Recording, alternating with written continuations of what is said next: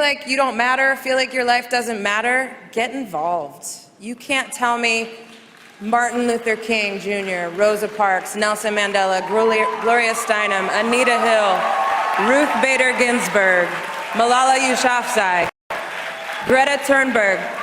Tell me one person can't make a difference. I don't care about your politics. I care about your kids. I care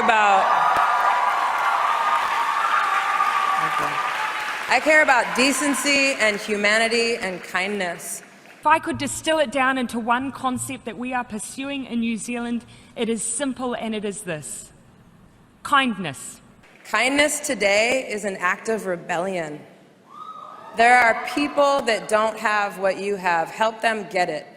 There is a planet that needs help. It feels good to help. It feels powerful to help. Stop fighting each other and help each other. Get together with your friends and change the f***ing world.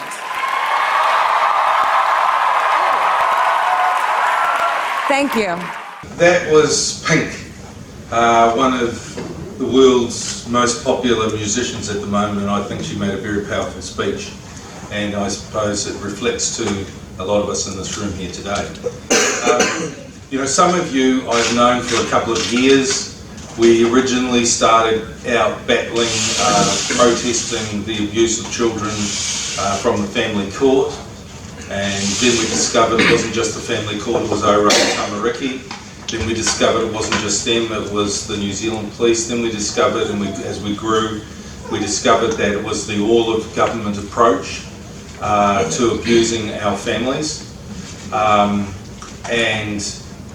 It became pretty clear to me that the judicial elite, which is the judges and the New Zealand Law Society, run this country. The politicians are puppets. They cannot control the bureaucracy. We don't really have a democracy in New Zealand, sadly. It's at least my view, because we vote for the politicians. They promise us all of this stuff, and as soon as they're in, they lie. You know, Labor said they weren't going to sign the TPPA. They signed it. National said there's no housing crisis. And I'm sorry, but the quality of our politicians in New Zealand is rubbish. We've got better people in prisons. So I'm pretty angry because I'm a victim too. And most of us that start out, I guess, in this, I mean, I was a businessman previously. If you're not a victim or you don't have empathy for what's going on in our society, you won't stand up. And sadly in New Zealand we've got a lot of people that say as long as it doesn't affect me, I won't stand up. But the reality, it does affect everybody. And because if it hasn't got you today, it'll get you tomorrow like they got me. And my children have suffered. And I've been involved in, you know, going to hearings at the state abuse Royal Commission. And honestly, you cannot believe some days that you're living in New Zealand. The stories are just appalling, you know. And you know, our statistics are shocking. 86% of the people that are in our New Zealand prisons have been through our state child protection system. Yes. Wow. Yes. 86%. Yes. Now I don't care where you come from, but that statistic is a crime against humanity. Yes. And I'm pissed that I cannot get two of my brothers, who are multi-millionaires in this town, won't get off their ass and see what is going on, and just, well, one of those people that is, if it doesn't affect me, it's not my problem. So I'm here because I really did figure it out, that the judicial elite are the people that rubber stamp this. They are the people that are designing and socially engineering our country. And 10, 15 years ago we had a great country. Although it's been told to me that it was the thin veneer of what's going on in our society. We see the veneer. We are only discovering what's peddling in underneath. True. One of the prime examples is the conviction by New Zealand in the United Nations of torture against children in Lake Alice recently. And you know, I've met those guys. They weren't lawyers. They were determined. And they have succeeded, where for 30, 40 years, New Zealand has been covering it up. Helen Clark covered it up. John Keys covered it up. And it was just the determination of these people to see justice for these people that they have succeeded. And they have great empathy. I mean, seriously, folks, there were children as young as 4 years old, electrocuted on their genitals. Those psychologists cannot go around and say that was medical. Because when you look at the reports why these people got it, it's because they stole an apple, they ran away, or whatever. They were punished. Now, we try to say that we're the best country in the world to live, and I've travelled all over the world, and I've been telling people about what's going on in my country. They believed it was fake news. Well, I was able to convince them all. I've recently just come back from Vietnam, and I was talking to Save the Children people, and they honestly believed I was fake news. But of course, the wonderful thing about the world today is mobile phones. Go to your laptop, look at all these articles. I'll keep sending them to you, mate, because it's going to take me a long, long time. There's a lot of articles. And you know what? It's only average people that change the world. Nelson Mandela, when I lived in Cape Town, when I went there as a young man to play rugby, was seen as a terrorist by some, and a freedom fighter by many others. And we have to do the same thing here. And it's very clear to me, folks, that we cannot get justice in our country. The family court is no different than chasing witches in the witches' court in the 1800s around the world. We have not progressed as a society. We're just as bad. And if we stand up and do nothing, then we're just as bad as those people from 1800. And I've got children who've suffered, and I want to give them a better country. And I want my country back. True. And so one of the reasons is that I've been working, I realised pretty quickly that something was seriously wrong. We did a little bit of research. We sat outside some countdowns, and you know, we were the first, well, the second lot of people that were starting to protest outside the judges' houses. Now we can do that lawfully under Brooker versus New Zealand Police Supreme Court Appeal. Now they tried to say we were angry fathers. Families for Justice is a non-gender group.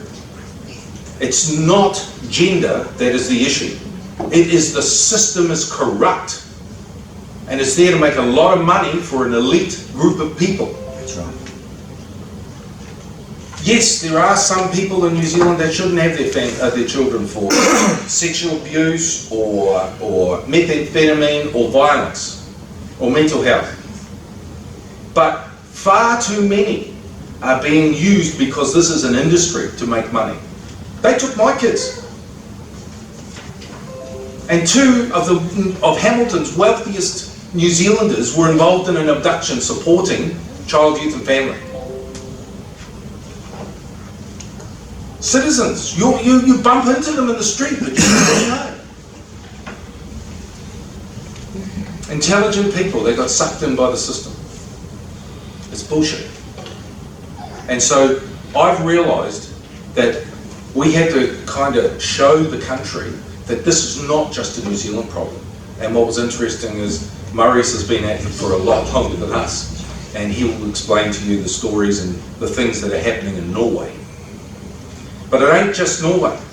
It's Bulgaria, it's Romania, it's Czechoslovakia. I mean, this guy has got the Czechoslovakian Prime Minister saying that there are a pack of criminals in Norway, the Child Protection Unit. Well, that's pretty heavy politics for a politician to actually call another state criminals. We have to go and file in the UN or some international court, because we cannot get justice with these pack of clowns that are running our country and the judicial elite that are rubber stamping these crazy nuts and social workers at Oranga Tamariki The corruption that's going on through our New Zealand police, it's got to stop. Yes. This is a crime against humanity. And there are lots of these guys around the world, so I've discovered. And I was in India explaining to some Indian human rights lawyers about New Zealand and the torture and child protection and even 1080. And they just couldn't believe me. Everybody has this picture of New Zealand that it's utopia. It's a thin veneer, folks. You know it because you were here. And we've got to stop it. Because what will happen is it'll grow, which is what's happening in Norway. And the citizens have to stop this growth. It's not an industry to take children. So, with no further ado, I'd like to invite Marius up to the podium. He spoke at Waitangi. He was well received at Waitangi, and you know, he'll tell you the examples of what's going on in other parts of the world. Thank you.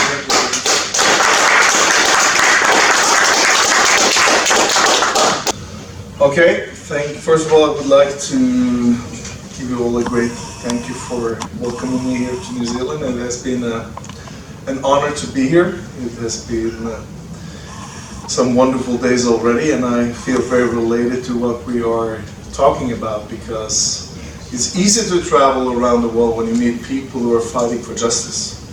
Because we have that in common no matter where we are in this world, that we are, as long as you're fighting for justice, you can feel related to the other person. So I think that it's really an honor to be able to travel to New Zealand, 20,000 kilometers from where I live, to see that we have so much in common.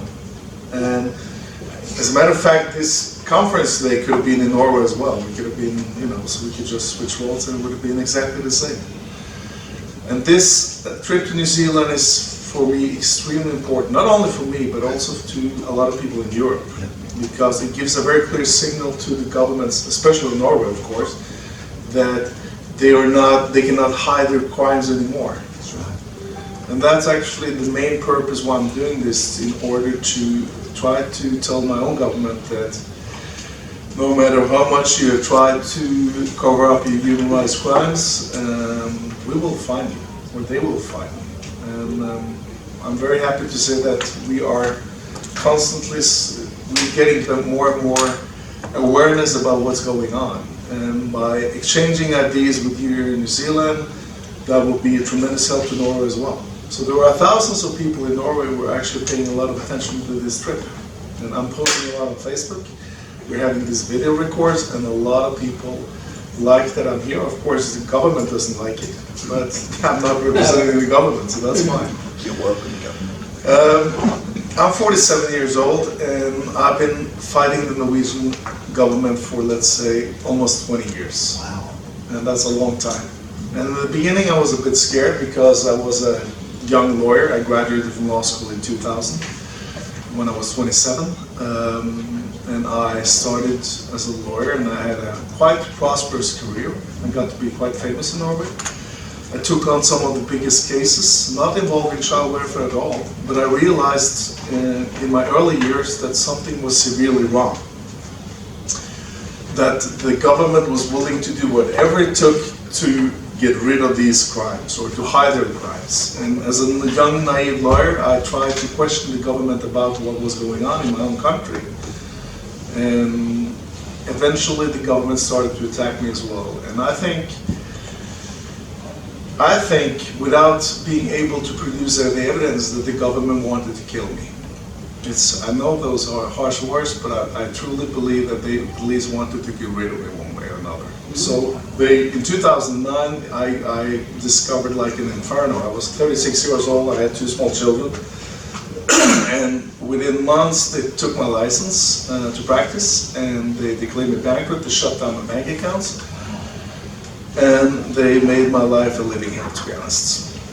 And I turned into, and you know, I think you can relate to that feeling, everyone can relate to that feeling who has been exposed to injustice, that when injustice hits you, you feel very lonely, because you are the only one that knows what injustice does to you.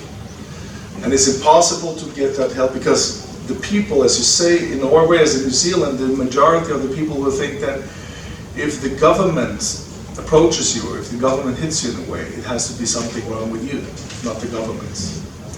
That's how it is in Norway, that people have great trust in the government, and they think that if someone has taken, for instance, your child, which happens 5 or 6 days per day in Norway, there's got to be something wrong with these families.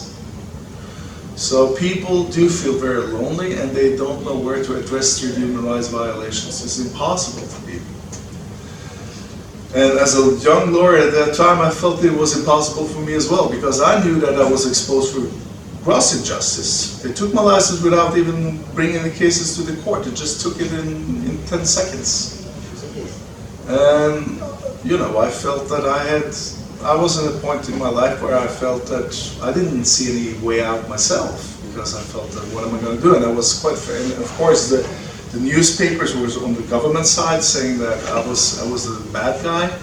And, you know, it's impossible to have some sympathy from the society at all. So it took me 2 years before I was able to more or less start to think clearly. But in 2011, I made a choice. I said to myself that I will not tolerate this injustice being done to me and my family. And I started to see that because I was experiencing human rights at that time, so I started to approach other people that have been seriously affected by the system, like, for instance, these families. So I started to talk to a lot of families who have been exposed for what they consider to be serious human rights crimes. But one thing is that what you subjectively feel. I mean, you can always be, but what it's about is was there something real to these stories, or was these stories being fabricated by those who were affected? But I realized very quickly that the Norwegian judiciary, as Stephen told you, were completely ignoring the fundamental human rights.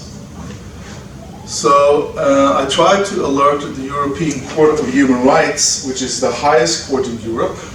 This is the highest European court you can come, that something severely wrong is going on in Norway. But they didn't believe me, because, as you said, Norway was, like New Zealand, among the top-ranked countries in the world. And why should Norway expose their own population for human rights violations? And why should the European Court even consider an ex-lawyer's story about a country that is supposed to be so good when you're dealing with torture in Russia or in Turkey or in other countries in Europe? I mean, Europe is a large continent with more than 800 million people. So it took me, I tried for years to convince the European Court that Norway is actually deliberately violating the human rights of its own population. And of course, the judicial elite opposed, they mocked me, of course, most people did, because it was not acceptable at that time even to speak about human rights breaches in Norway. I mean, everyone who tried to do that was looked upon as some kind of like state enemy. And it took approximately 5 years before we had this landmark case, Lubben, which is a very, very interesting case, and you can learn a lot from that case in this country, to be actually accepted in the European Court. So in 2000, this is about a young woman, you can relate to this case, who gave birth to her child when she was 22 years old. And as a young mother, she wanted to have some counseling from the Child Welfare Protective Service system, which is natural when you were a young mother. And the child welfare system in Norway advised her to go to this mother or these family homes where they can guide them, and which she did. And she even brought her parents, who are loving grandparents. And a few weeks after she entered that mother or that family center, they decided to take her child. And for what reasons, you may ask? But no reasons at all. It's what you are familiar with. They just made up some stories that it would be better for the child to grow up in another family because they consider her not to be fit as a mother. Later, she has had 2 other children that have and she has a loving family, but she lost her son, who is now 11 years old. And that was the beginning of a movement in Norway. Because when this case was accepted as the first of almost 40 child welfare cases in the European Court, which is a world record number if you look upon the population. And people started to believe that, hey, there might be something about what Marius is saying. Maybe there are something wrong with us, system. And the interesting thing was that when this case was accepted, more and more families were able to come forward with their stories. So you see, she was not alone anymore. There were so many other families who were affected exactly the same way. And this had nothing to do with drug abuse or violence or anything. This had to do with what the Norwegian judicial elite will call for lack of parental responsibility, whatever that means. But how can you define lack of parental responsibility? Who's to determine who's a good mother or who's not? But as long as you have this judicial elite that Steve is talking about, you will be sort of like a victim of your own state as long as this elite is going to run what's the best, who can define. With this judgment, with this case communicated from the European Court, a lot of families were able to come forward with their stories. And there were thousands of similar stories. And you can feel related to that in your own country as well. Can you imagine a country with a little more than 5 million people taking 5 or 6 children in public care every day? That's a tremendous number. So people started to realize that when there are so many similar stories related to this case, there's got to be something with the system that accepts that. And then we started to see that this is not only about lack of parental responsibility, this is also about money. It's sort of like a modern kind of like child trafficking, where you depend upon you have to take a number of children each year in order to justify bringing billions and billions of euros into a system that generates jobs for lawyers, for psychologists, for judges, for business people, there were so many people who really profit from this system. So in Norway, more than 3 billion euros, which is equivalent to probably 6 billion New Zealand dollars, are being thrown into the system every year. And of course, when you put so much money into this bucket, and a lot of people see that they can benefit hugely from it, a lot of people are trying to keep that system as it is running. In Norway, in New Zealand, you have they give you a chance, and they call it the Mother and Babies program, and you go and live in a house with other mothers with babies, and they watch you and they see how your mothering skills are, and if you pass the course and they think that you're fine and you can be a mother, you can go off and be a mother. Does Norway do anything like that? Yeah, this is what we call the family centers, and that's what happened to her. She went voluntarily to this family center because she wanted some guidance as a young mother, and that 3 weeks after she entered that family center, they took her child in, and she has never seen her child ever since. This was back in 2008.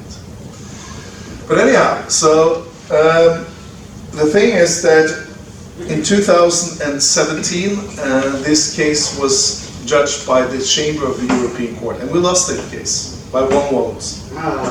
We had the support from 3 countries, Bulgaria, Azerbaijan, and Ireland, and 4 countries voted in favor of Norway, and the decisive vote was, guess who? The Norwegian one. So, and it's almost impossible, when you lose a case in the Chamber of the European Court, it's almost impossible to have the case accepted before the Grand Chamber. Only 1 in 3,000 cases get to the Grand Chamber, if it has been in the Chamber. But luckily, someone told me that, Marius, be aware that the Norwegian judge who voted in our disfavor, he actually was employed in the Supreme Court of Norway at the same time as he was sitting as a Norwegian judge at the European Court of Human Rights. And we are talking about corruption on a very high level. Can you imagine? Of course, he was put there to protect the interests of Norway. I mean, as long as you are an employee of the Supreme Court of Norway, and you were sitting in the, because each cases, all the cases that are being sent to the European Court are cases involving the Norwegian Supreme Court. So he was obviously there to protect his own employer. So we notified the court about that, leading to his, of course, he got, as far as I've heard, he got sacked, his term expired. And the case was referred to the Grand Chamber of the European Court. Yay. And this caused, of course, a big scandal in Norway. And on September last year, 10th September last year, they made a new judgment, a Grand Chamber judgment, where we won the case.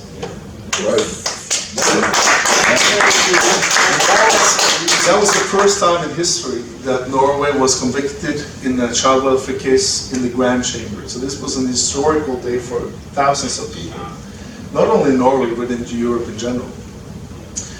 And after this conviction, Norway has been convicted 3 more times after this one. So in a little more than a year, Norway has been convicted in this court 5 times, which is a record high number. And all of these 5 cases are related to child welfare policy, the Norwegian child welfare policy.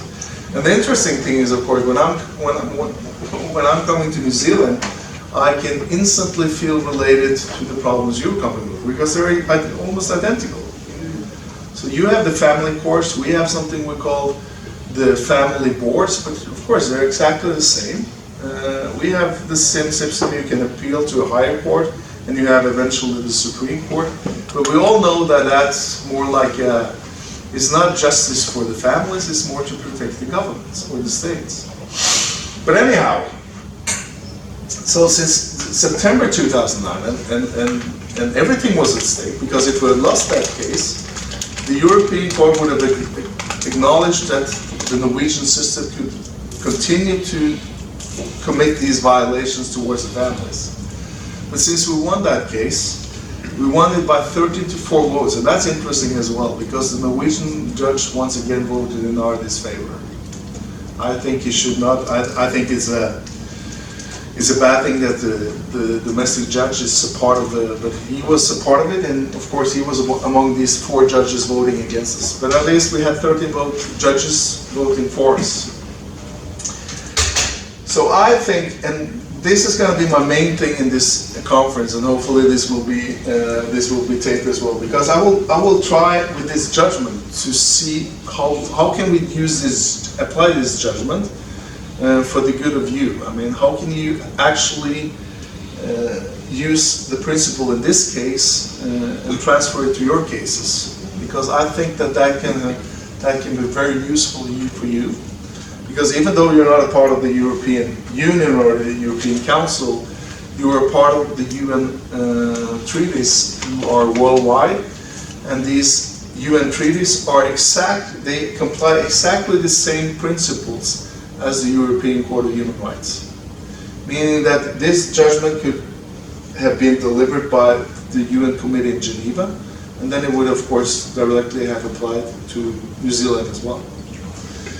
But anyhow, so I think, what I would try to do now is to give you like an overview why was Norway convicted in this case, and why is this case, as one of very few Grand Chamber cases, so important also for the people in New Zealand. I'd like to just ask you a question at this point. You become an enemy of the state for speaking out the truth. That's the first issue I wanted to clarify. And the second one is, this abduction is going on in this veneer, and everyone thinks New Zealand's a wonderful place, but behind the scenes, we're selling off our children. And the judicial elite are responsible, but how can we motivate the groups and people to stand up against these injustices in New Zealand and around the world? We have to file in the UN, don't we? Yeah. To get any justice. Well, he's got the same problem in Norway. We will get back to that, but that's interesting because you see, Norway and New Zealand, they're among the most beautiful countries in the world without doubt. I mean, and they have a population of plus minus 5 million, and people, and they were in the outs. I mean, they were located in remote places on the world map. I mean, nobody really cares about Norway far up in the north. It's cold and icy, and who cares about that? And it's a long way to travel to New Zealand as well, right? Sure. So who cares? I mean, it's extremely important for the people in New Zealand as well as in Norway to have international attention about what's going on. Otherwise, you were more like you don't stand a chance, because you will be left to your own judiciary, as Steve said, that you are fighting a judicial elite that is not on your side. So the only way you can combat these atrocities or these violations taking place in your own country is actually to address the problem somewhere that can bring international attention.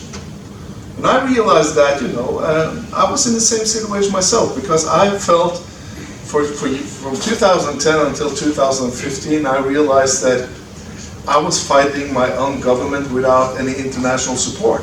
Yeah. And it didn't get me anywhere. Actually, it was only like it was like being in a prison and you were never able to come out because you were trapped. And the same thing is here, that I think basically you are a few years behind us when it comes to this. And that's why it's so important for you now to realize that you already have international judgments supporting you as a group of people who have been exposed for these terrible human rights crimes. Because I cannot think of any other worse crimes than being where the state is actually taking your child for wrong reasons. And that happens every day in Norway, and happens every day here. And as long as the government is clever, because I think the New Zealand government is just as clever as the Norwegian government to conceal the human rights violations, you have to bring that to the international surface. And that's what you say. I mean, you can battle in the New Zealand judiciary for years without coming anywhere. So what's the next step? Well, the next step is obviously to bring international awareness of what's going on here. And that's by, I met that wonderful guy, Mike, yesterday, who, as a non-lawyer, was able to succeed battling in New Zealand in the UN Committee of Torture. And I'm truly impressed with the way he did that, because he did that without any, he did that just because, as Steve said, he was determined to win. And I think I don't, to be honest, I think that people are being, to believe that lawyers will solve the problems is not the way to do it. I mean, you will always be the key person in your own case, because you are the one who knows the case. So people should more rely upon themselves and with groups of people who are really willing to help, and instead of sticking to lawyers who are more connected to the system. Because lawyers in Norway and in New Zealand, they depend upon a good relationship with the judiciary. Otherwise, they get banned, like me. So if they want to have their financial income secured, you have to stick to the rules. Yep. The ordinary rules. You have to obey to the judges. And I've been confronted by several lawyers in Norway saying to me in confidentiality that, I like the way you are you're talking about human rights, but unfortunately I cannot do that, because if I do that, the judges will ban me, or they will take my money away or my business away. So that's exactly, I think, what's going on with a lot of New Zealand lawyers as well.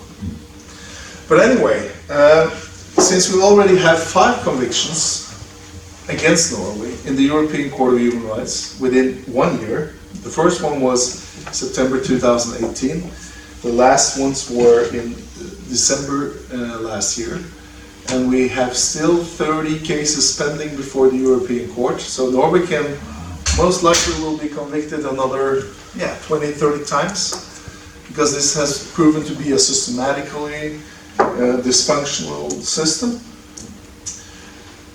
The lawyers should read about this judgment and try to pinpoint what's in that judgment for me, or what's in that judgment for the group of people who have been affected here in New Zealand. And if you see, this is a case, you see a case that was from the Grand Chamber, where a lot of lawyers from different countries in Europe voted in Norway's disfavor. And I will click, I will go quite far down, let's see. But I will tell you something really interesting in the beginning, let's see. Let's scroll down a little bit.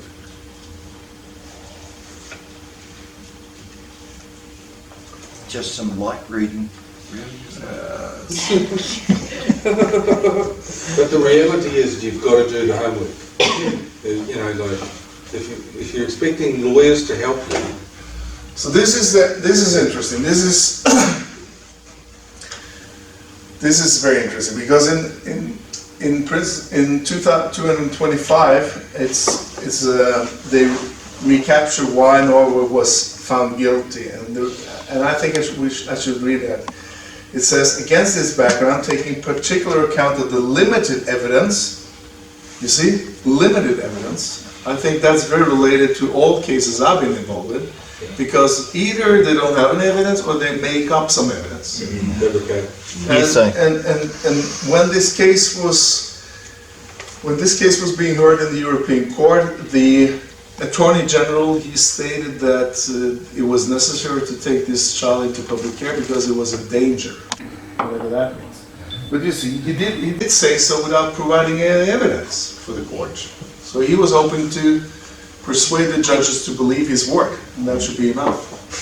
Because what happens, as Judge Burns in New Zealand said, who's one of the top family court judges, we don't listen to the parents, we only listen to the professionals. And they are the people that are fabricating the evidence. So how can you get a fair trial? You're going to lose your children. You're doomed to lose your children unless you apply the right principles. But even here you say that this is the first time actually that the Norwegian government was exposed for their lies. Because he was actually, he was so confident. He was standing there in front of these 20 judges. There were 1,000 people in the back. And he was used to the Norwegian judiciary where he always wins. So he said to these judges that, hey, we had to take this child into public care because it was in severe danger. So, and that's what he was hoping for, to persuade these judges from other countries, like he does in Norway, yes? Public care has failed. We're looking at a product of sitting, I'm only one of many. Every ex-child that I've met has been in public care, I've been for the second time in prison, in the gangs, in the drug rings, in the alcohol rings. The girls I've met in prostitution. I have a sister, step out of gender right now. Hello brother, how are you? State care, the state care system has failed, and it is failing today. Our prisons are bursting at the sides. And as I said, this is where the majority of ex-state wards, they're ending up in the roads that I've just said. We've got to get over, we've got to get through this, And so to bring you up to speed, what's happened here is we're now looking at having to build more prisons because the progress from the family court through the justice court, through the child protection system, through to because if you have been in a system like we're talking about, I know a bit about it. I was in the boys' home. When you're disconnected from your children, from your parents, you stick with the kids that you went to school, you hung out with, and they will go on the progression route towards crime, and the reason they end up in gangs is because it's the only safety. Exactly.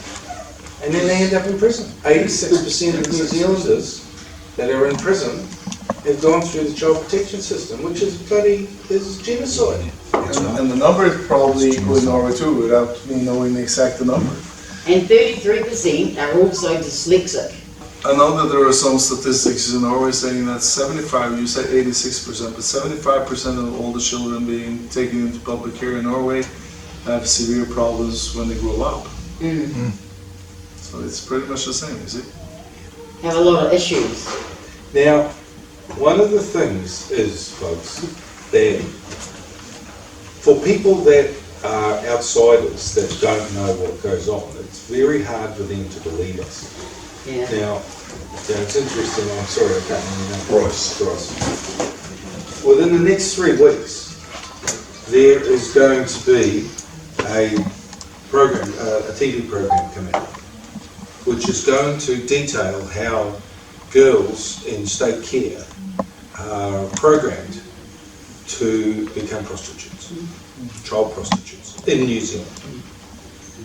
Now, New Zealanders should be bloody horrified, and it's with facts and details and affidavits from girls where this has happened. We are no better than any other country in the world.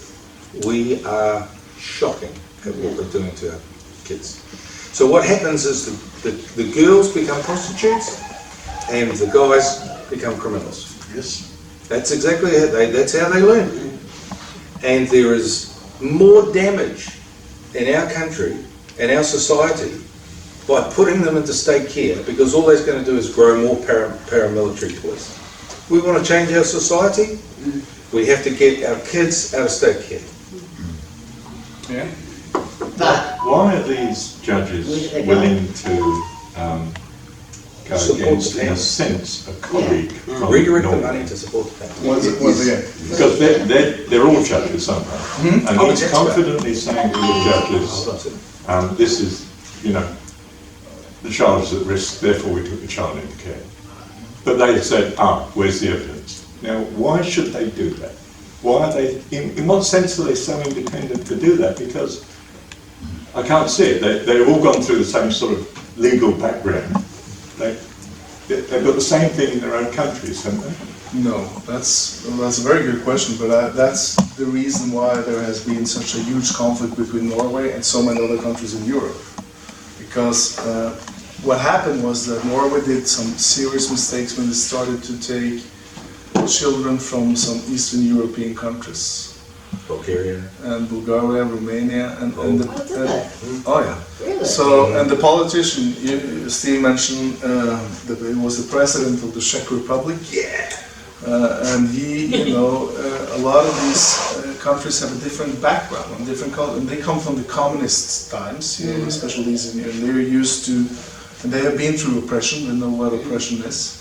And they have been liberated, and they see that Norway started to become the new, or in their opinion, the new communist country in Europe, and stealing children from other nations. So it started actually, it started in 2015 when the Czech president said to the Norwegian prime minister that, hey, you have 2 Czech citizens who are being taken into public care, and we want them back because they're Czech citizens. And the Norwegian Prime Minister responded saying that you will not have the children back. You're under public state care in Norway, but you can have a brochure about the Norwegian child welfare program in English. And that pissed the Prime Minister off because they were so arrogant, right? So he went on TV saying that Norway was becoming was a new Nazi country of Europe. And of course that upset a lot of people in Norway, but he got a lot of support from other Eastern European countries. A lot. And they discovered that, wait, they're taking our children too. They're Polish citizens, or Turkish. Romanians, Turkish. So all of a sudden, Norway started to get a lot of pressure from other countries. So you see that the countries that have voted in Norway's disfavor are lots of Eastern European countries, of course, like Ukraine, Armenia, Czech Republic, and also the Southern European countries, which has a stronger family values than what Norway may have. What about Macedonia and Yugoslavia? Macedonia would have definitely voted Norway, but they were not a part of the judges in that case. No.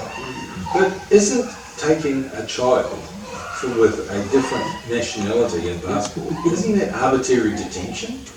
Yes, it is. Well, so that's a breach of international human It law. is a breach of international human law, So but the governments are just lawless. they started to mess up with so many other countries that it had to start, the international society had to start to react. Yeah. So that's why these judges coming from either Southern European countries or Eastern European countries started to say that you are deliberately violating the human rights. And that's why they started to say that, hey, you are presenting cases without sufficient evidence, you're trying to lie to the European Court of Human Rights, and you don't even respect even the most fundamental human rights. And that's what they say after reading 100 pages, which we're not doing now. In the light of the above factors, the court concludes that there has been a violation of Article 8 of the Convention in respect of both applicants, meaning both the mother and the child. So that is extremely important for you to be aware of, that you really have judgments from the highest international courts in the world saying that, hey, there is a system very similar to ours, the Norwegian one, that is deliberately violating the human rights. So this could easily have been New Zealand instead. That child was taken when the child was 3 weeks old. Oh. That was the lady But that no, what spent I'm 3 weeks saying in a is- family home. Do they grow up, these children, and then get brainwashed against their parents? Yeah, You know of what I course mean? it That's what I'm trying to get at. So they do. What he's saying is that the court found both rights of the child and the mother were breached. Yeah. But six of the judges who participated in voting in favor of in disfavor of Norway, they went even further because they thought, they said that the system, the authorities, the Norwegian authorities' argument that the child's reaction would decrease and the degree of contact could be improved if the sessions, the visitation rights, became less frequent, cannot be considered as anything other than cynical. You see that word? Cynical. And that is something, you see that the court says that we have a system in Norway that is cynical. So what they're saying is they have no faith in their own system. But they say that they have no faith in the Norwegian system. Oh, the Norwegian system, yeah. So, I was truly surprised myself when I see that international judges consider the Norwegian system to be cynical. I mean, how bad is that? So a similar case, if brought to the UN, like something like New Zealand, do you think it would be well received in the way it was well received here? Because obviously these high courts, so to speak, here had special background as to why they should be against Norway. Well, I think it would be well received if you can draw some links between the Norwegian system and the New Zealand system, which I've seen several similarities. Does the success in the higher court depended on the higher court being willing to truly listen? Exactly. And so it takes. What makes us think the UN would truly listen if New Zealand brought an action? Well, that it depends more upon you. I think you have to persuade the UN courts to truly believe that, or you have evidence enough to prove that violations or crimes against humanity are going on. And you already have that Mike I spoke with yesterday who managed to have convicted for torture only a few weeks ago is a good example that would be a breaking decision. The UN recently just said that there are child violations happening in New Zealand. They are. They have so they're concluded aware of that. it. Yeah, I read that article that Yeah. they have already concluded that they said unprecedented Yeah. violations do So you're occur. pretty clear it'd be a fairly sympathetic hearing, I suppose. Yeah. So I think that. So what I told them when we were up with the Marius on 2 days ago. Yeah. It's Wednesday already. I'm 12 hours behind, since it's according to the Norwegian schedule. But anyway, I think you have two options if you want to raise more attention to the international society. The first one is, of course, to bring cases to the UN courts, the UN Committee in Geneva. And those cases are more on individual basis, like if you have a case where you feel like there have been violations going on in New Zealand, you can bring them either on individual basis, or you can bring them as a class action. And I think that by bringing class action cases to New Zealand, you will definitely stand stronger than going individually. Yeah, but how much does this cost? It costs a lot of money. Well, that you have to figure out yourself. I don't know how much that's going to cost you here, but obviously you have the possibility to do that. It could be legal aid, though. You could get legal It aid. can be legal aid. Yeah. It works in the European Court. It works that if the case has been accepted, you can apply for legal aid. Yeah. but the case has to be accepted first. I think it's the same thing in There's very few, like there used to be a lot more family lawyers, Yeah. and then they cut down their funding, and like literally 75% of the family lawyers walk. So now it's not so easy to get one because they don't get paid what they should be getting paid. You know? A class action, I mean that a group of people who have discovered more or less the same violations go together. They come together, and then maybe we call it class action in Europe. It might be called group action, but anyhow. So a lot of people come together, and they don't necessarily have to have identical cases, but it has to show like a pattern that violations are being systematically. Common themes. Yeah. Yeah. And that's more likely to be violations. business. Yeah. So that's one option, and the second option is, of course, so you can either bring these cases on an individual basis, or you can bring them on a more general basis in terms of group actions, or you can. And the third alternative is, of course, to, if you have evidence enough, and the Marius said to me that they think they have evidence enough to go to the International Criminal Court for violation, for systematic violation for a long period of time. And and that was something we truly discussed when I was there, that I think that, and we decided that we will make an inquiry to the International Criminal Court in Europe, asking what kind of evidence they need in order to start a process against New Zealand.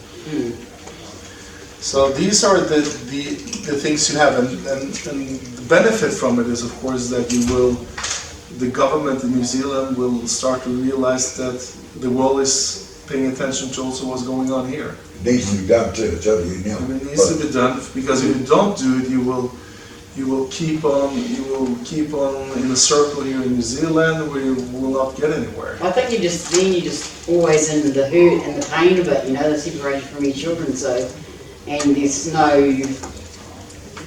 like, it gets very painful when your children are taken off you, you know? It's also very hard to get a lawyer in this country to step up to the facts on this sort of stuff. Yeah, that's the problem, of course, to have the right people to stand up, because as I think people are also afraid to bring on the system as long as the system feeds you. In hindsight, before you got struck off legally, what would you have done in hindsight? What would your policy have been in Norway before this happened, and you brought it about, or it came about? Well, I mean, you did individual action in effect. we did individual actions, And but you got struck off and a few other things. we did individual actions, but we realized that this case could be like an opening door for a lot of other cases, which seemed to be right. And after this case was communicated in 2015, more than 30 almost 40 other cases were communicated as well, showing that there was a systematic or a dysfunctional system going on in Norway. So that would have been the better path to go down in the first place.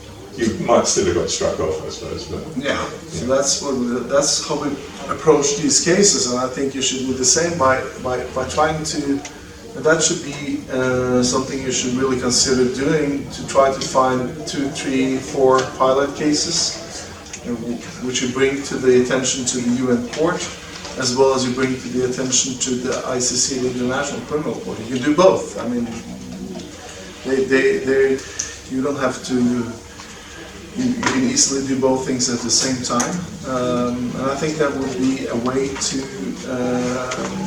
make some further progress if you want to really battle the human rights crimes taking place here. If we have to go to the UN, how does that compare? Like, there were 17 judges, 13 for presidents. There's more than 17 European countries. In terms of how they look at the case relative to the court, the Grand Chamber. And the Grand Chamber is composed of 17 judges. But how do they pick them from the various? Well, that's, they just picked them more or less accidentally. So it's like, arbitrarily who is there. The Norwegian judge will always be there as long as there is a Norwegian case. Okay. And of course he will always, but anyhow, you can, I think that by approaching the UN committee as well as the International Criminal Court, I think that you will have you will raise a lot more awareness about what's going on here in Europe as well. Because that's also a problem you're facing here, that, you know, I didn't know too much about New Zealand, and other than it was a beautiful country, of course, before I started to talk with Steve and realized that your problems are very similar to ours. And most people in Europe are ignorant or don't know too much about what's going on here. So, in order to put more pressure upon them, that's the way to do it. We've got a question from back there. I just want to, I would like to know the definition of lack of parental responsibility, because we're talking about processes here, to process the evidence and stuff, but what does it mean to reflect a lack of parental responsibility? Because I think when you look at the cases that has been going on, this seems to be the norm, that lack of parental responsibility is the core, it's the cause of what is happening. So it's a catchphrase, but you need it sort of defined more into the elements that would consist. No one in this world can tell you what it means. Yeah. No. That's the thing. It's impossible. It's so vague, and Yeah. it's impossible to. But that's, you know, in 70 to 75% of the cases back home, the main reasons why they take the children in public here is because of lack of parental responsibility. because there is no textbook to tell me that this is how you raise your kid. But that's a way to justify to take it without bringing up any, you know, substantial evidence. Because And that's a way to maintain the system, because as I've told you, it's when you circulate so much money into a system, you need to justify that system by taking a certain number of children every year. I understand that. And when you don't have that many bad families, of course, you can easily put them on the lack of parental responsibility. You can do that to anyone. Yes. I mean, and it's really going to hit you hard when you get told that from them, isn't it? You know, because I was pregnant and they said to me, we're going to put a care and protection order on your child. We're giving your child in your belly a lawyer. I was like, what? You know, my 5-month child had a lawyer. Couldn't even speak yet. Had I done anything wrong yet? No.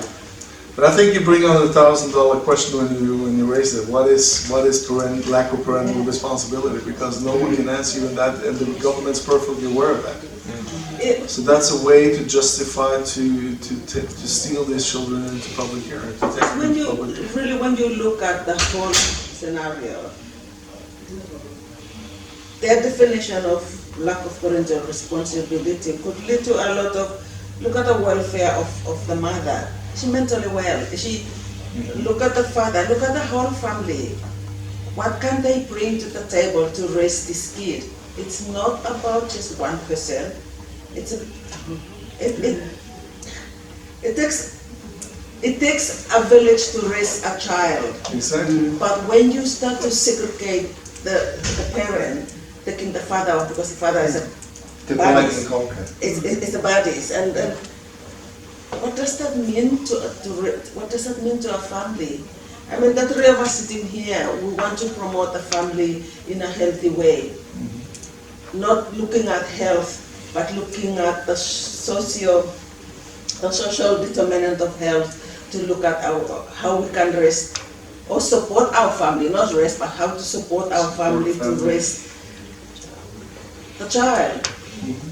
So that's why I question, how do we define the lack of parental responsibility, because when do we start? Yeah, and that's why me and a lot of other people, for instance, in Norway, we make that question to the Norwegian government as well, saying that, what do you mean by lack of parental responsibility? Yeah. Because the families I get involved with, they're perfectly normal families. For some reason, they happen to be in conflict with the system. And it would be up to the person using that phrase to define it too. Yeah, so exactly. if the government's using it, The government is using it for a reason to, as long as you know, you cannot attach the evidence to abuse of drugs or physical violence or whatever it is, they have to find some other ways to take the I child. come from a family that we don't have money, but we have a secure foundation and we have a family, you know. If we don't have this, so what? We still a happy family. Exactly. We're still a happy family. But one thing I see too, growing up in a Western concept, is that you need to have this, you need to have that, you need to have this. What for?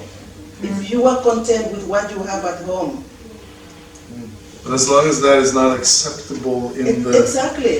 in the frame of the Western society, And it will never be acceptable. you're in deep trouble. It will never be acceptable. And that's very common in Norway too. I mean, we are facing a lot of cases where I think we see prejudice, or they go after the indigenous groups, or the people who don't fit into the system or into the frame. And if you don't fit into that frame that has been defined by the government, The French fellas. And they'll pick off the weak ones first, the you will ones that can't. you will always be in danger. Where were they when Lily Bing was put in the trial? Where were they when the Celia Whittaker was killed? Where were they? They weren't nowhere. They were too busy creating a fabricated situation to take other children. That's the main thing. If you don't stand up against injustice in your own country and realize that this is a matter of a fight against the judicial and political elite, if you kind of accept that, it's going to go on for. But you're so broken and they take your children off you. Yeah, of course, that's a reason. That's one of the things they do. They speculate that you get traumatized, and because if they will use it against you in the further process, saying that hey, this woman or this family has been traumatized, so she cannot get the child back, you know. And they did it. So that's interesting, because that's what they say in Norway. They say that, well, maybe we did something wrong in the first place, but now the family is so traumatized and now we cannot return the child anyway. And then you've got suicide related to fathers and mothers Of course. who can't get access to their children. Apparently, Norway is just as high as New Zealand, I think it's even higher. and we haven't got support It's processes in approximately place for 700-800 mothers. suicides per year in Norway. How many? 2 a day. 700. And at least more than 50% of them you can relate directly to child welfare cases.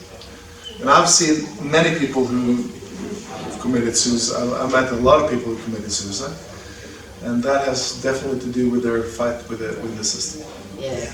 You pointed out that the Norwegian guy on your Grand Council will always defend Norway. What's the justification for having someone who's so obviously biased actually being a judge in his own case? I think that's definitely a problem for all countries, but in particular for Norway maybe. But luckily he was Outnumbered. he was outnumbered when he was outnumbered in this judgment, but he was also like. Because if you're on a board, you have to declare an interest, and you can't vote. Wouldn't it be a conflict of interest? Yes, definitely conflict of interest. But the reason why they put that judge there is because he's apparently supposed to have some knowledge about the domestic system. Yeah. I truly agree with you. Well, I mean, he could What, bring that need you knowledge. housework or something? He could bring that Need you knowledge. housework?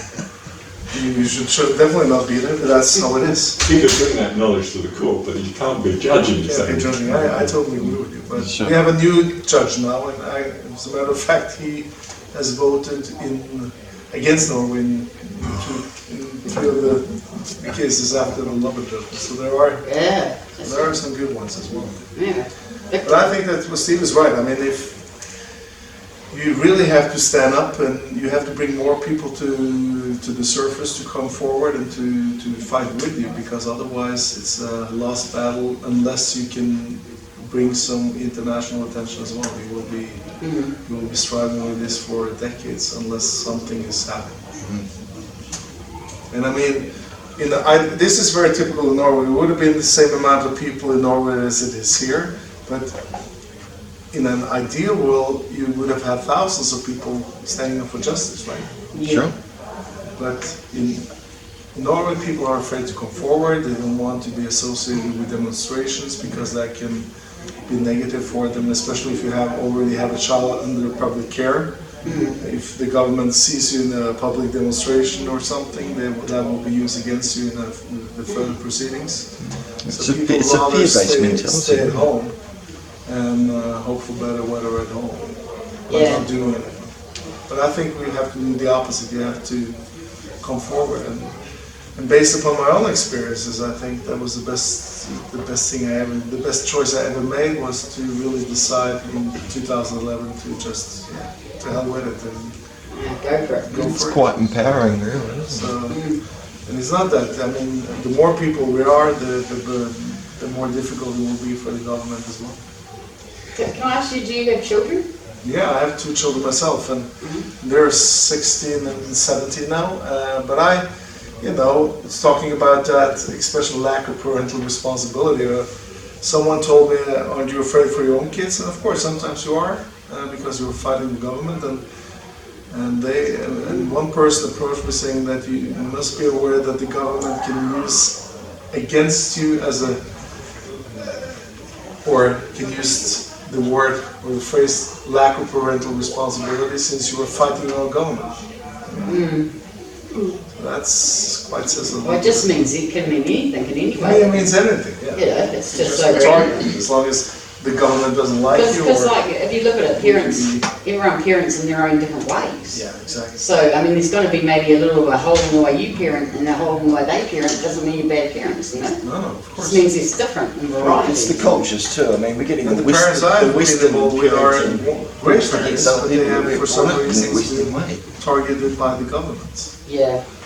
And I'm selective when I'm choosing the cases I like to work on, but it's very common that, and all these people are saying the same thing. They say that they go in a courthouse and they come out of the courthouse as a completely different person, as being dehumanized or demonized or. But what they do here is they give you a letter, like the day before, or you know, my community worker told me you've got to be at court today on the hearing, and it was like I had no idea. No one had told me. Sister hasn't told me. Yeah.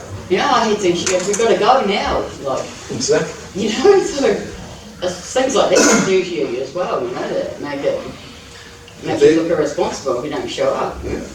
The interesting part is that we're talking about Norway and New Zealand, but this is a global problem. It takes place all over the world. It's global, international. So you have to try also to bring awareness that this is actually a problem taking place all over the world. And their placements are fucking horrific, excuse my language, but that's precisely what it is. Where they place you after they're taking you in care, horrific. Governmentally documented right here on me. Abuse, it's not about me, it's about all the ones out there. The roads at Tar Seal them, the ones that wouldn't because they couldn't. And I can name these people, I grew up with these people. And they've had horrific bloody lives, right? And the placements that they put us in, man, you go up and have a look at it whenever you like, it's here. And it's governmentally stamped, the defendant was the Attorney General. The places they put us in, That's just horrific, they fail. That's why the jails are full. Yeah, like we were saying before, Bryce, they're going to turn those jails into profit. Are they doing in America? Oh yeah, Yeah, that's going to be, prison industrial complex. yeah, that's right. It's going to be a business that makes money, you know. It's Already is. You know. But how to persuade the majority of the population in New Zealand to come forward and fight with you? That's a challenge. Well, we're talking about New Zealand though, yeah. You know, whereas they don't get up often and protest. So it's not like they do now and again, but that takes a lot to get people active. It's the old she'll be right, mate. Yeah. Apathy. Well, what can I do about it? What's, you know, What can I do about it? Yeah, I can't do anything about it, so I just won't bother. What bother? Yeah, you know, that's the sort of attitude. It's like, you know, Coronation Street's on, you know, so. You know, the sports games on. I'll get to it later. Yeah. There's the priorities in New Zealand. It's like Australians will get up and protest. They will, they do. If it comes down, especially to their rights around work, you know, wages and stuff like that, they'll get up. And it's true also that we would have had a problem in terms of, it was a gender issue when it comes to protesting, and that we protested against judges and lawyers and even psychologists, and I go back 20 years when Jim Bagnall was around. We used to protest outside people who had done the dirty on us in terms of judges and lawyers. But now we need a new approach, and I think you've opened the door to that, to class action and an individual taking action at a higher level in the United Nations. So it's best to work on a plan that wins and is successful. We're beating our head against the brick wall trying to continue doing what we were doing. Yeah. We've got to get smart. No matter how much you beat the dead horse, it ain't going to walk. Yeah, that's right. So it's obvious we need to unite together and take this class action at a higher level, even local. That's the thing. We've got to talk to all the other groups out there to understand that we're not attacking you. We're trying to get you heading in a positive direction. But one of the problems is that the groups attack each other. Well, I don't think we feel and they attack each other because they're broken people. Yeah. And broken people hurt people. Yeah. It's not their fault. They got damaged by the system. Yeah. So it takes really a lot of calm, a lot of focus not to get offended by people that get angry with you. And that's hard. I've been attacked. Yeah, I'm very good. Lots of times. By the government as well as the people I'm trying to help. Yeah, that's true.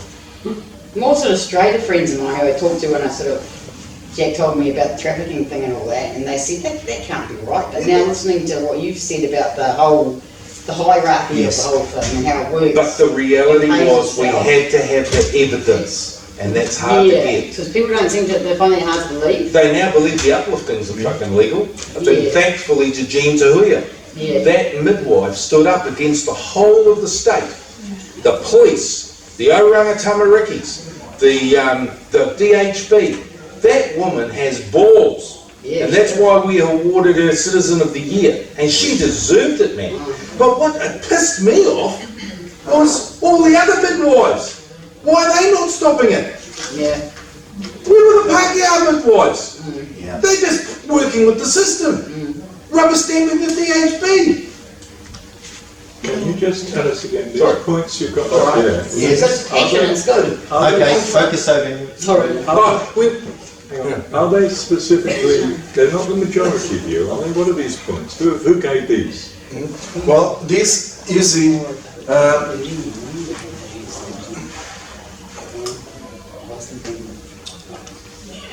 these are 6 of the 13 judges that voted in our favor. A group of them, I see. A group of them. So from each country. So they're the extreme group. So this is, well, they needed to come forward with some even stronger condemnation about Norway. That's why these 6. So it's important that that's there. Yeah, so that's why these 6 are classifying the system in Norway as cynical. And if these 6 were in minority, it wouldn't have been a strong statement. But since these 6 are part of the majority, it counts. It's a very strong statement saying that the system is. When you classify a system as cynical, that is as strong as you can get it. And that is exactly what you can classify the system here as well, because when you are making up stories, when you are like voting in favor of the states. Their point, extremely high threshold for discontinuing the public care and extremely low threshold for taking them into care in the first place. Exactly. So these things are, if you just read these 8 points from you will have a lot of ammunition fighting your own government. These are some of the most important words ever written by the European Court of Human Rights.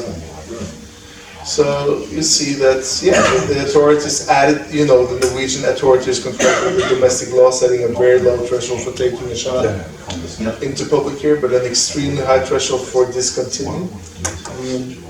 The child trafficking over there is similar to here, higher? Well, they take more children into public care. So I think they take 2 or 3 times as many children in Norway as they do in New Zealand, as far as I know. So so you see that there are thousands of families who are suffering from the system. We want a special photo. Would you all come up here and stand beside this fella? I was just going to say we can work on strategic objectives like after a cup of tea, come back together and start thinking of a plan and how we're going to actually go for it.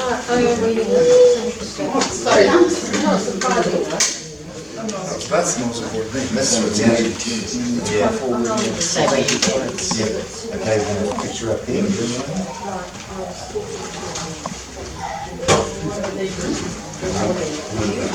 Can we not stand in the photo?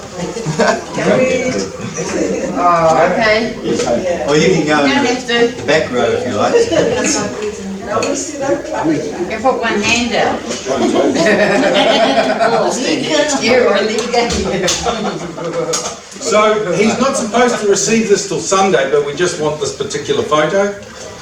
And this is the Families for Justice Award for International Human Rights Defender of 2020 is Marius Reikeras from Norway. That's an honor.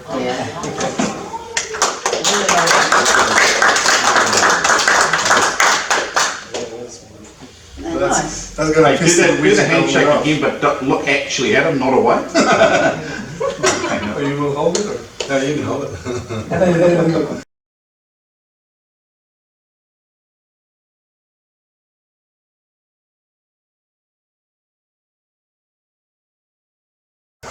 Don't drop it, we need it for the Sunday. For the camera. Give it back in a minute.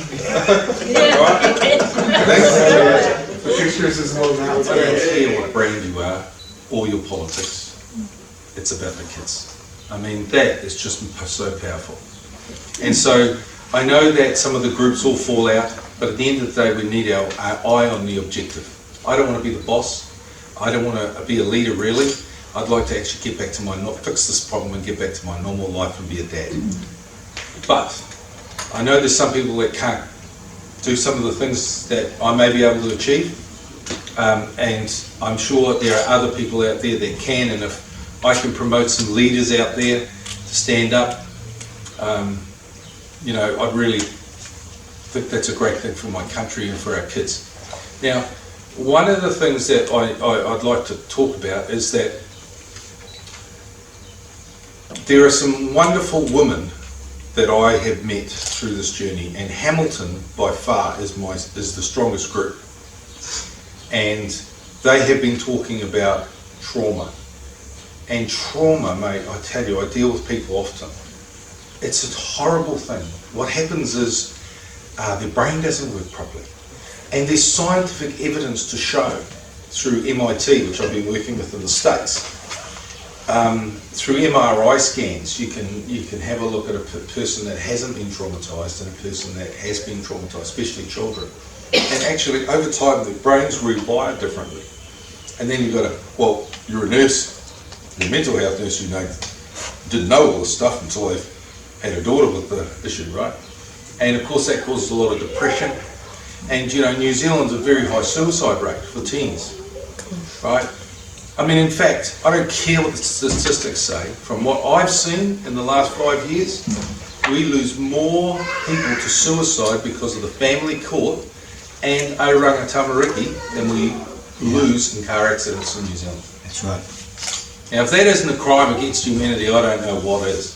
Now, when the court knows that 64% of people that go through the family court get post-traumatic stress disorder, holy shit, I thought that only ever happened in war. And people are getting illnesses. You know, I remember when I first started, I was in the family court 7 years. I remember reading a Psychology Today magazine article that said you get 164 illnesses going through the family court, and I wrote back to the Dr. Sarah Calvert, and I said, well, I haven't got any of these. Well, I think I was into year 4 and I had 3 of them. I had anxiety coming out my eyeballs.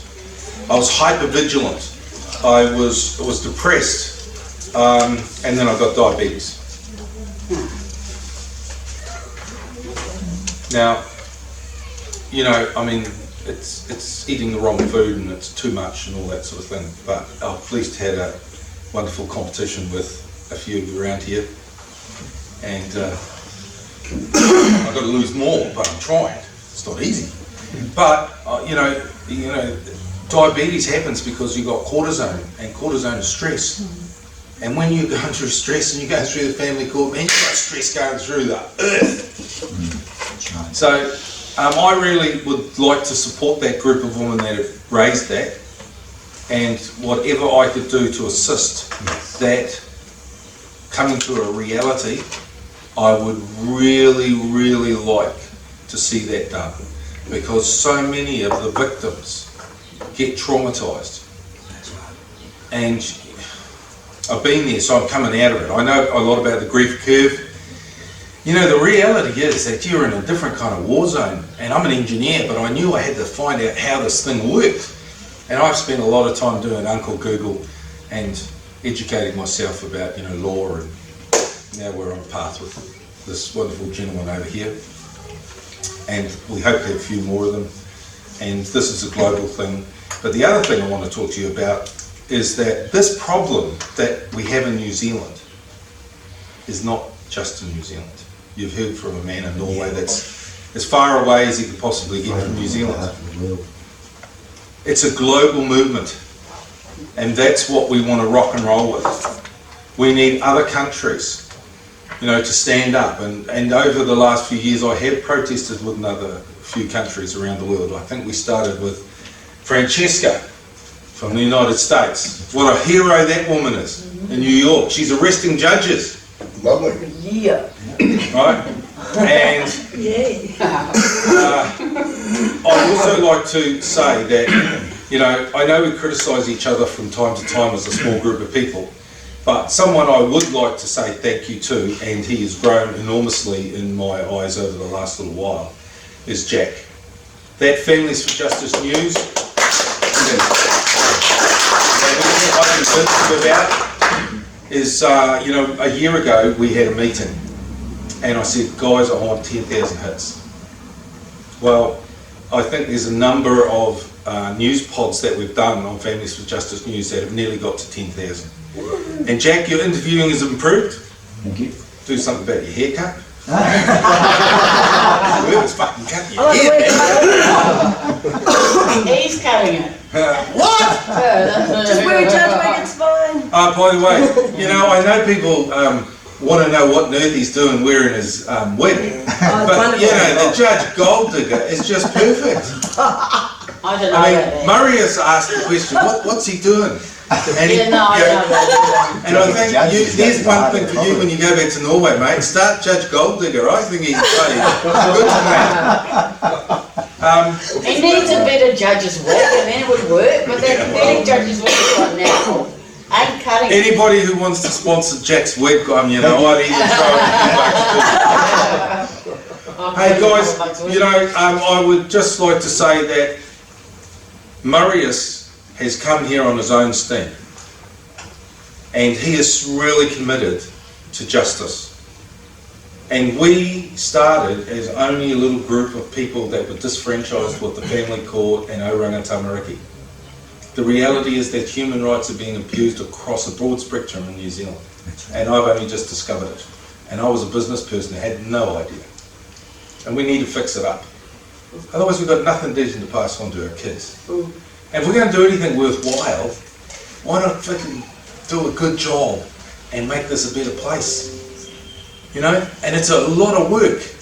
And getting the people moving in the right direction is hard, because everyone has their own agendas.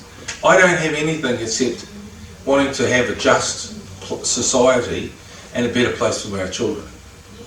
That's it for me.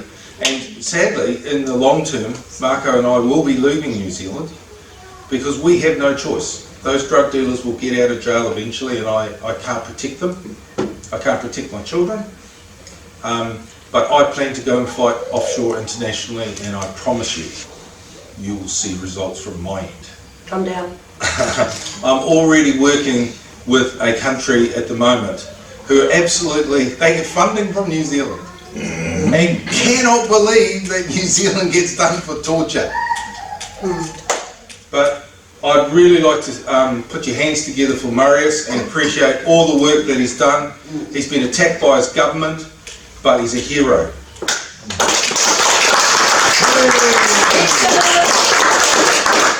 So that's it from us.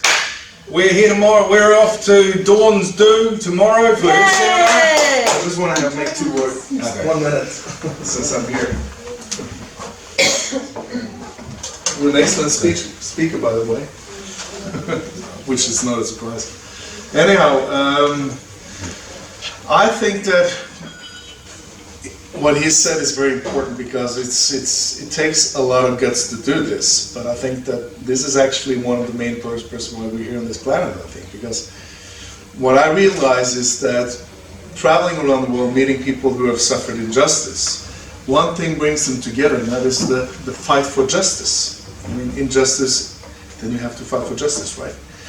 And that is something that I think is genuine equally to everyone on this planet, that if you have suffered injustice, you should never surrender for it. I mean, you have to keep on fighting, otherwise you'll never have peace with yourself.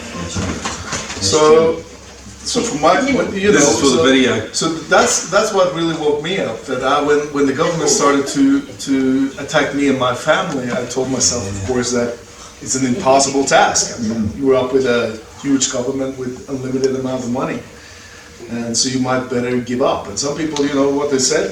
They said that if you just surrender, if you just obey to the government, you will have your license back in 1 year. You know, no problem. It's gonna be, and after that, you will stick to, you'll be loyal to the system, and everything will be fine. You're still young, you know. And I said to myself, but I cannot do that. I mean, it's impossible. If you really have been hurt, the only way to have peace with yourself is to fight back. And that, I meet people all over the world who have been through the same things, and that's what they share in common, that if they fight back, or if they start to fight for justice, then they will have some peace with themselves. And that makes you a more complete human being as well. So, you know, as I told you, I've had the best 10 years of my life since I decided to do this. And you should, and I hope you can think in a little bit of a way. I mean, So what are you doing for income? well, that's a good question. Well, I'm managing quite a lot. No, that's not true. That's not true. Keep in mind that Delete that. even though they took my license in Norway, I got my license in the European court. So the European court has supported me all the time. Wow. So that, of course, was very important. So I was able to conduct assignments there. And then the European Parliament came along, and they said, we like that you're fighting your own government. So they started to, so I got involved with a contract with the European Parliament. So I'm doing quite okay. It's not going to make you a billionaire, but, or a millionaire, whatever, but it's going to make you more happy. So, you know, I've had a much better life when I started this rebellion against my own government when I was a successful lawyer. And you can always find a way, you can always, you know, if you... Shitload more rewarding too, I bet. But actually, there's a couple of people in this room. So anyhow, He was explaining to me about the peace that he has now. Yeah, And that, I think that for some of us, is by far the most important. this is the most important thing. I mean, to find some peace with yourself, and that is the main thing. But Amen to that. talking with, we talked about on the way by on the car here about how important it is to protect yourself as well. Because if you are a volunteer, if you engage yourself, you have to take care of yourself. And you cannot make friends with everyone, you know. I have a lot of enemies, and I also get attacked by people in Norway who are suffering from the child welfare system, because I cannot help everyone. It's impossible. So you should not aim to help everyone, but you should, like, start, as you say, you should have some specific tasks.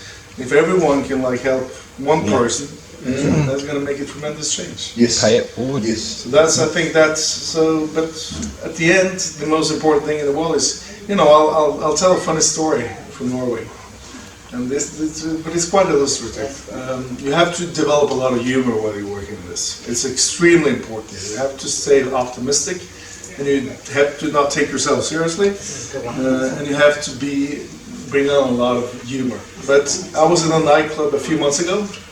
I do still go to nightclubs. He likes to play 80s music. Yeah. Anyhow, we were a bunch of guys celebrating a friend of mine's birthday, and we were happy. We were having a good time. We were like 10 guys. Everything was fine. And then a former law student came up to me. You know, he's about my age, He was not a very good lawyer. He lost it. He actually, I think he sucked. I actually helped him through the law school. But anyway, he made it to become a quite successful tax lawyer, and he probably makes like 20 times my salary per year. But he came up to me, you know, he got like, he didn't look good. He looked terrible, to be honest. And he came up to me, we were both a little drunk, and he said to me, "Oh, Marius, when are you going to be like the rest of us?" And I said, his name is Frank, so I said, "Frank, who do you think has the most interesting life of you and me?" And of course he knew the answer, right? Because he's working, he makes a lot of money, but he has no goals. The only thing he cares about is his paycheck. Money can't buy you happiness. Money can't buy happiness. That's also important. Money is a tool to bring out some things, otherwise it would have been impossible for me to go to New Zealand as well. But make sure to enjoy yourself while you're doing this. Make sure to be happy. Make sure to ally with the good people. Stay away from I constantly stay away from negative people. So that's how you survive in this jungle. Because there is a jungle. There will be a lot of people who will try to battle you as well. So keep that in mind. But the most important thing, stay positive. Thank you very much. Cheers, Marius. Beautiful. Thank you. Did anybody else have anything to say? I will. Yes, Elaine? I was just going to say, with regard to what Marius was saying, you know, about staying positive and staying away from negative people. It's very often happens that those negative people are within your own family, which makes it harder still. Yes, that's all I wanted to say. I just want to, I have a mother who is I love her very much, but she's very different from me, so she always says to me that, "Why don't you become more negative?" Okay, opposite attracts, obviously. But I still think that even though it may sound a little bit superficial, I think it's extremely important to attract the people that surround yourself with good people, positive people. Yeah. The people who are fighting the same cause as you are, no matter who they are. Right. So I would never survive this 20 years fight without being positive. I would have been dead by now. Sure. Life and death struggle. Yeah. So you have to. You don't have any alternative.